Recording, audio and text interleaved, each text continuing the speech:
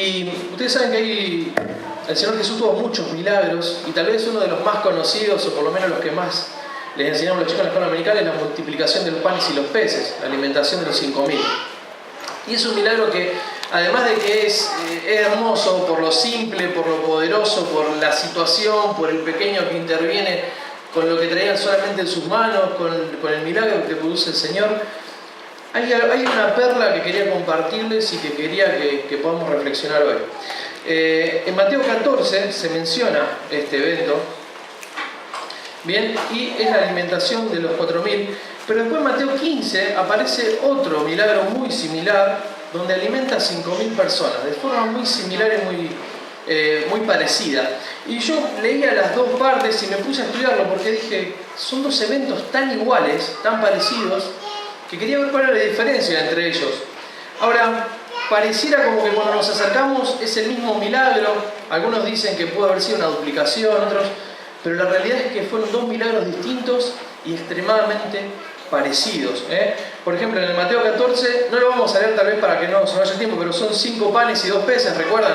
Que nos trae un pequeño, una multitud de 4.000 personas, 4.000 hombres en realidad, que se habían juntado luego de escuchar al Señor. No había nada para darles de comer. Entonces los discípulos se acercan preocupados al Señor, dicen no hay nada. Uno de sus discípulos trae un pequeño, solamente con 5 panes y 2 peces, que eran 5 panes y levadura, y los 2 peces eran 2 sardinas del mar de Galilea. Ahora, luego de ese gran evento donde el Señor ora, multiplica, todos se alimentan, se sacian, la multitud se va no solamente llena por la palabra que habían oído, sino por el alimento, sobraron 12 canastas, 12 cestas de pan y de restos que quedaron. Ahora en Mateo 15 menciona que eran 7 panes y algunos pececillos, era otra multiplicación, dice que eran 5.000 personas, y otro detalle que menciona es que por ejemplo las hizo recostar en el suelo antes de darle de comer. En ese evento van a sobrar solamente 7 canastas, y no era solamente un día que seguían del Señor como en el primer milagro, sino que eran 3 días. Ahora, una de las evidencias de por qué son dos milagros completamente distintos aparece en Mateo 16, les pido que me acompañen, donde el mismo Señor Jesús se va a referir a estos milagros. Fíjense, en Mateo 16, versículo 9. Vamos a leer desde el 5 para entrar en contexto.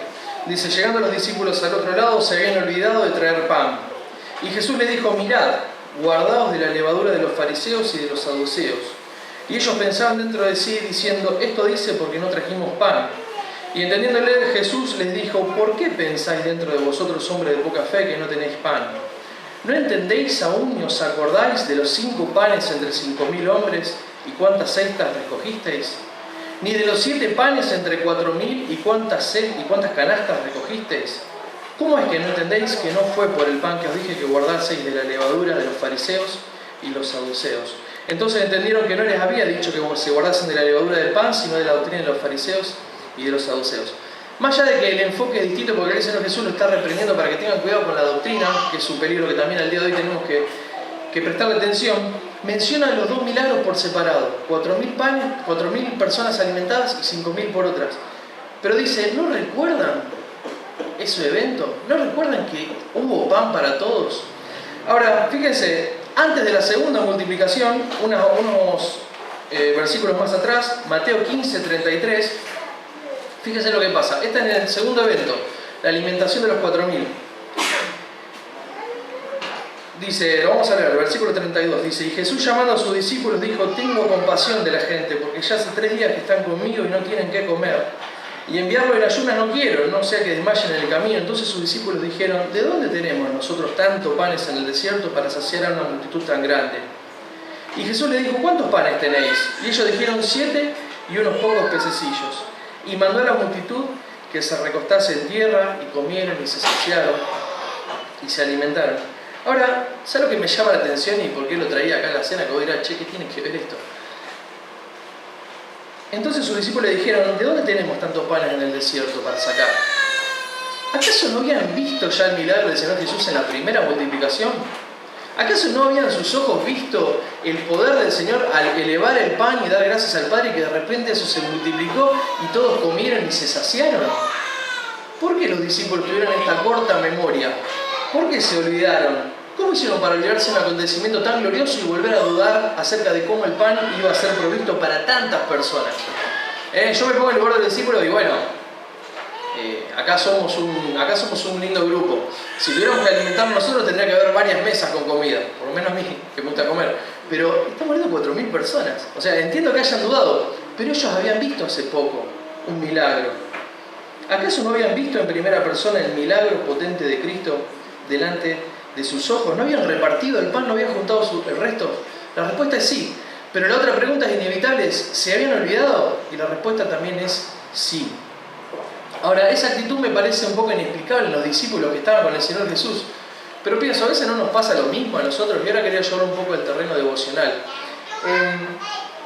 Porque nosotros muchas veces hemos visto la generosidad de Dios, su bondad, su misericordia, su gracia. ¿Acaso no hemos visto cómo Dios ha provisto cuando a veces el sueldo no alcanzaba? ¿O acaso Dios no nos ha visitado con sanidad cuando oramos? ¿Y por qué a veces nos olvidamos de los milagros tan recientes? A mí particularmente me pasaba con Matu. Matu tuvo varios problemas de salud y Dios nos rescató de una forma milagrosa de uno, y después cuando volvió a pasarle orábamos y nos preocupábamos y Dios de vuelta nos volvía a demostrar que Él seguía siendo fiel. Y yo me preocupaba, ¿pero acaso yo ya no había visto la fidelidad de Dios? Sí, la había visto.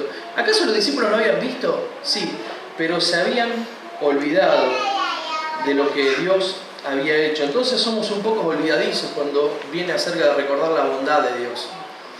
A veces nos acordamos más de cuando Dios no nos responde, o cuando a veces pone un silencio, que cuando estamos viendo un milagro delante de nuestros ojos. Y el pueblo de Israel era experimentado en esto. Le menciono unos pasajes, pero por ejemplo en Deuteronomio 4 le dice: para que no te olvides de las cosas que tus ojos han visto y no se aparten de tu corazón todos los días de tu vida. Isaías 51 dice: ¿has olvidado al Señor tu Hacedor, que extendió los cielos y puso los cimientos de la tierra? Deuteronomio 6 dice: no sea que te olvides del Señor, que te sacó de la tierra de Egipto, de la casa de servidumbre. Isaías 17: porque te olvidaste del Dios de tu salvación. Y hay más pasajes. El pueblo de Israel era un pueblo que se olvidaba, que tenía memoria corta. Pero ¿sabés qué? Nosotros también. Por lo menos yo. Yo soy de ese que a veces he visto un milagro de Dios en primera plana como los discípulos y después me he olvidado. ¿Por qué? Porque tenemos memoria corta. Porque a veces nos cuesta. Solemos olvidarnos de sus milagros o nos acostumbramos a sus cuidados, a sus bendiciones. Es por eso que tenemos que ir a la palabra, pero ¿sabés qué? También venir delante de la mesa. Vos sabés que cada iglesia tiene su forma. ¿Viste? A mí me llama la atención porque ya estoy mirando que hay abajo, porque es distinto a como lo hacemos nosotros. Pero cada iglesia tiene sus tiempos, sus canciones, sus hermanos. Algunos se paran, otros no, otros oran, otros no. Otros, yo toco una sola guitarra también en la cena, como Milton. Hay otros que tocan con más instrumentos. Cada iglesia tiene su dinámica. Pero ¿sabe qué? Lo lindo y lo íntimo de la cena del Señor. ¿Sabe por qué? Porque lo que pasa acá no se repite en otro lugar de la misma forma. Es un momento de intimidad, es un momento para venir, acercarnos y ¿sabe qué? Recordar. Hacer memoria. Es como si el Señor Jesús nos dijera: che, yo los redimí, los salvé, pagué el precio como las oraciones de los hermanos, pero ¿sabe qué? Sé que se van a olvidar. Vengan todos los primeros días de la semana a hacer memoria, a acordarse de Cristo, a recordar su sacrificio. Lo didáctico, ¿no? Pan y vino.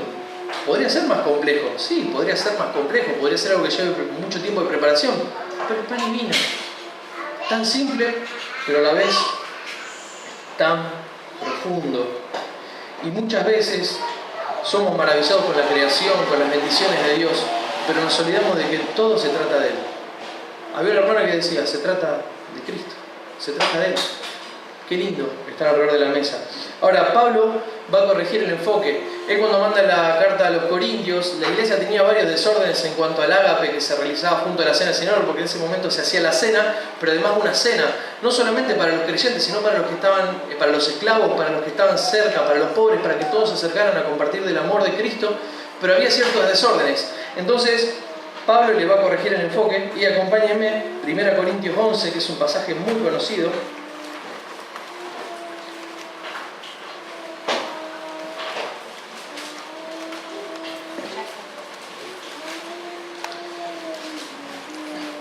Primera Corintios 11, versículo 23. Pablo va a enseñar acerca de la cena del Señor, y es un pasaje por demás de conocido, pero me encanta volver a recalcar estas palabras. Dice: porque yo recibí del Señor lo que también os he enseñado, que el Señor Jesús, la noche que fue entregado, tomó pan, Y habiendo dado gracias, lo partió y dijo: tomad, comed, esto es mi cuerpo que por vosotros es partido, haced esto en memoria de mí. Asimismo tomó también la copa después de haber cenado, diciendo: esta copa es el nuevo pacto en mi sangre, haced esto todas las veces que la bebiereis en memoria de mí. El Señor Jesús, la noche que fue entregado, en ese momento donde Él sabía que su vida iba a apagarse, ahora lo vemos como un momento de victoria, pero en ese momento los discípulos no tenían ni un mínimo aproximado de lo que iba a pasar. Pero el Señor Jesús, ¿qué hace? Arma la mesa. Vos andá a comprar el pan, vos trae el vino, vamos a juntarnos. La última cena.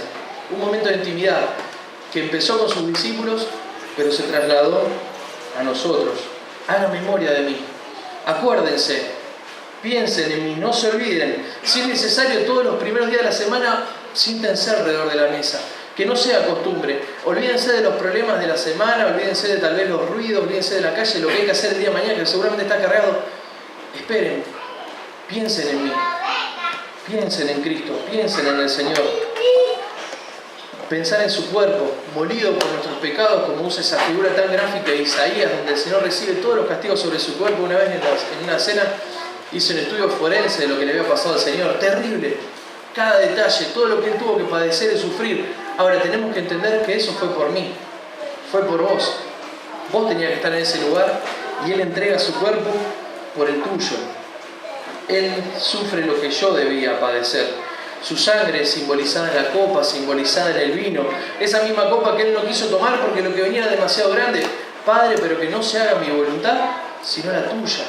El Hijo somete su propia voluntad, aún siendo Dios, a la voluntad del Padre. ¿Para qué? Para derramar esa sangre hasta la última gota como propiciación, redención, perdón. Para redimir, justificar y limpiar a un montón de ovejas que hoy están sentadas en estos bancos y traerlas a casa. Pero Pablo va a terminar y va a decir: así pues, todas las veces que comiereis este pan y bebiereis de esta copa, la muerte del Señor anunciáis hasta que Él venga. Porque la cena no es solamente un recordatorio, es una proclamación. Venimos a proclamar no al que murió y que resucitó, también es el que viene. Y tal vez, no sé si, tal vez esta sea la última cena, puede ser. Tal vez sea la última y después nos veremos con el Señor. Él es el Cordero provisto de antes de la fundación de los tiempos, pero Él también me salvó y Él me viene a buscar. Él viene. Antes los hermanos decían Maranata. Es una costumbre que tal vez, no sé si la usan acá, tal vez se ha perdido con el tiempo. No nos decimos Maranata, pero la realidad es que Cristo viene. Ahora, si nosotros no vivimos con ese sentimiento de saber que el Señor viene, ¿qué nos está pasando en la cabeza? ¿Acaso no es la persona más amada por nuestras vidas? 1 Pedro 9:24 dice que la carne es como hierro y se seca. Santiago 4:14 dice que nuestra vida es neblina que se desvanece. Hoy estamos y mañana no estamos. Somos limitados, somos finitos. ¿Y por qué no esperar al que viene, que es eterno? ¿Por qué no esperar cielos nuevos y tierra nueva? ¿Por qué no saber que un día vamos a verle cara a cara y olvidarnos de todos los padecimientos? ¿Por qué no poner nuestra fe, como dice 1 Pedro, renacidos para una esperanza viva? Ustedes saben que los tesalonicenses eran hermanos ejemplares y ellos, tenían varias cuestiones que tuvieron que ajustar. Ellos se habían convertido de los ídolos al Dios verdadero, pero Pablo le va a escribir acerca de su esperanza. Y en 1 Tesalonicenses 1:10 dice: y esperar de los cielos a su Hijo, al cual resucitó de los muertos, a Jesús, a quien nos libra de la ira venidera. ¿Sabe qué?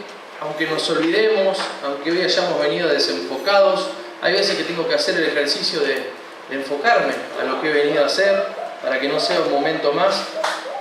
Hay una buena noticia, que Cristo sigue teniendo paciencia con nosotros. Vuelvan a recordar, no se olviden, vieron al Cristo, Cristo los salvó, los redimió, los perdonó. Hagan memoria de Él, acuérdense, porque Él un día va a venir y tal vez estos momentos tan preciosos que podemos disfrutar no los vamos a tener más. El Salmo 86:15 dice: pero tú, Señor, eres un Dios compasivo, lleno de piedad, lento para ira y abundante en misericordia.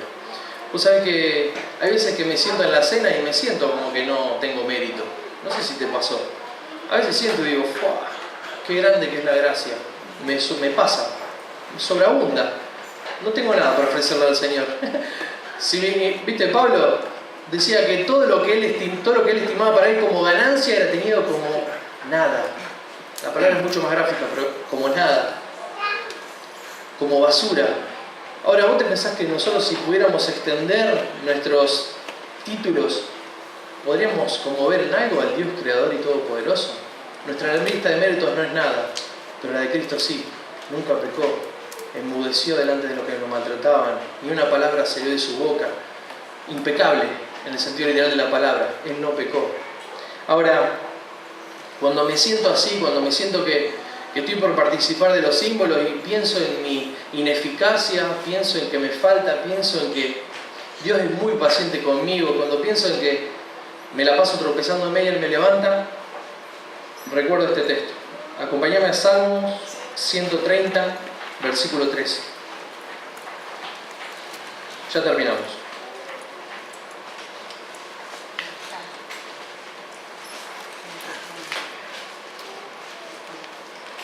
Salmo 130, lo voy a leer, tal vez está en otra versión, dice: Jehová, si mirares a los pecados, ¿quién, oh Señor, podrá mantenerse? Si Él mirara nuestra lista de pecados, ¿quién podría quedar en pie? ¿Quién podría acusar de mirar o de levantar su vista?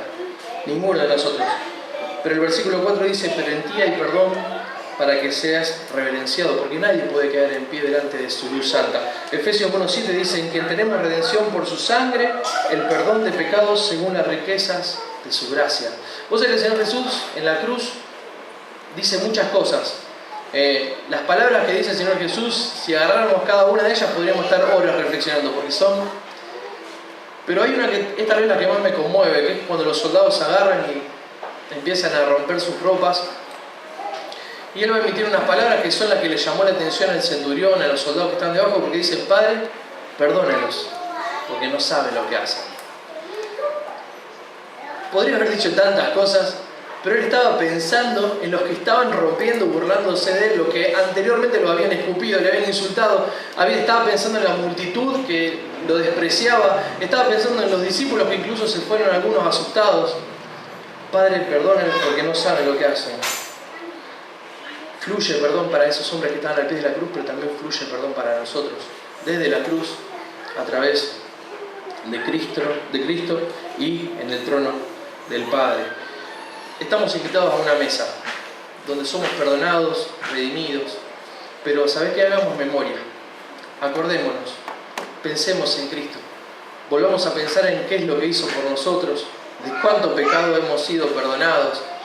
No es un momento más, no es el mismo pan que el domingo pasado, no es la misma copa, no somos los mismos los que estamos sentados, y ojalá que nuestro corazón no sea el mismo, pero acerquémonos con corazones sinceros, como dice una canción, llenos de alabanza y de adoración, porque Cristo ya pagó el precio por tu vida y por la mía.